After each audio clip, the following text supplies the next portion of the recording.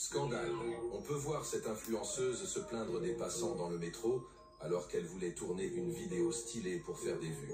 L'influenceuse TokTok Antonia Freya Lydia se retrouve au cœur d'un débat sur le comportement des influenceurs et leur attitude envers les autres usagers du métro. Comprenez-vous ce débat? Regardez la vidéo et donnez-moi votre avis. Je vais vous partager certains commentaires de personnes qui la défendent et d'autres qui ne sont pas d'accord avec l'influenceuse.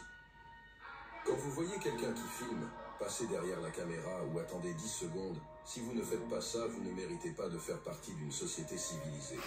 Désolé si... Des fois, j'ai l'impression qu'on marche sur la tête. Hein. On est maintenant dans une génération, je ne sais plus si vraiment on a été formaté, mais j'ai l'impression qu'on n'arrive plus à réfléchir, quoi.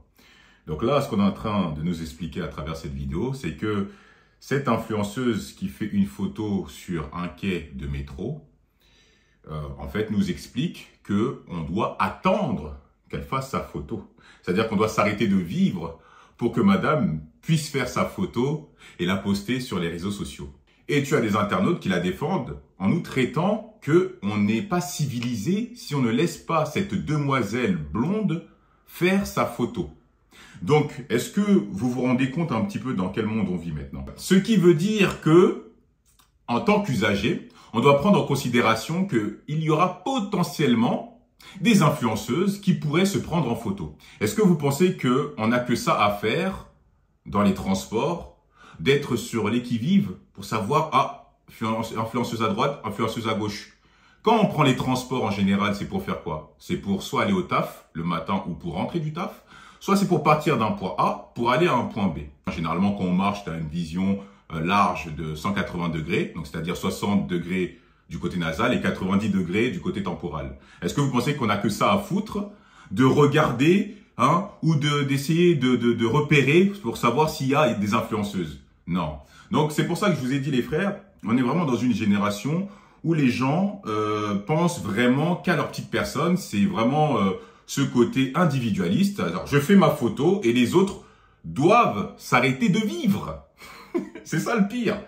Ça veut dire que tu sors du métro, tu vois, t'es là en mode tête baissée, écouteur, tout ça, ou t'as un livre à la main, j'en sais rien. Tu vas, tu longes le quai. Et puis, il y a une influenceuse qui est devant toi. Tu dois t'arrêter comme ça 10 secondes. Madame fait sa photo, elle cambre, elle se met de profil, elle met sa jambe d'appui, elle cambre sa colonne, enfin, elle casse sa colonne vertébrale, elle fait sa petite photo de merde. Et puis toi, tu dois attendre alors que tu dois aller au travail. Non, c'est ça. Et si tu ne fais pas ça, selon certaines personnes, tu manques de civisme. Non, mais les frères, on a atteint, franchement, là, c'est, je savais pas, en fait, plus je consulte, ce qui se passe un petit peu sur les réseaux sociaux, ou plus je regarde les vidéos qu'on m'envoie, plus je suis de plus en plus atterré, quoi. C'est, moi, des fois, tu te dis, non, il y aura forcément une limite. Mais non, il y a toujours plus, frère. Non, c'est une dinguerie, quand même. Bon, en tout cas. Filmer une vidéo dans le métro, je marche vite et partout pour sortir de là aussi vite que possible. Donc, dégagez le passage.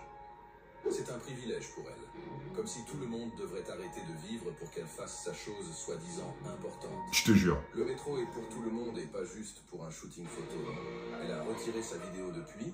La description de sa vidéo était... Eh bah oui, on n'assume jamais quand tu te prends justement la foudre, tu vois, de toute la manosphère. Eh bah oui. Donc la go râle, elle n'est pas contente, mais par contre, elle se dédouane de toute responsabilité. Quand tu fais un shooting photo, c'est toi qui dois t'organiser au préalable pour choisir ton spot, pour voir s'il n'y aura pas trop de flux.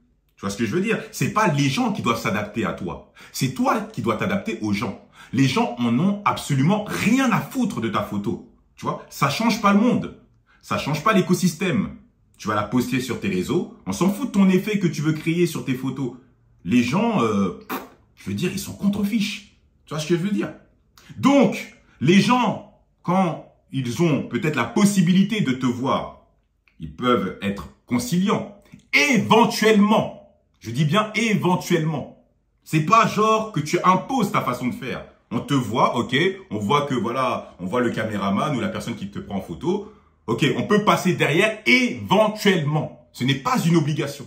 On va pas commencer à regarder, ah non, là, il y a une influenceuse à gauche, à droite, et c'est tout. On s'en bat les couilles, on s'en écure. Ça, faut être clair. Voilà.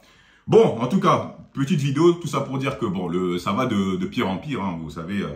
les réseaux sociaux, ça a tellement matrixé les gens. Comme maintenant, on est dans une génération qui est complètement biberonnée aux réseaux sociaux.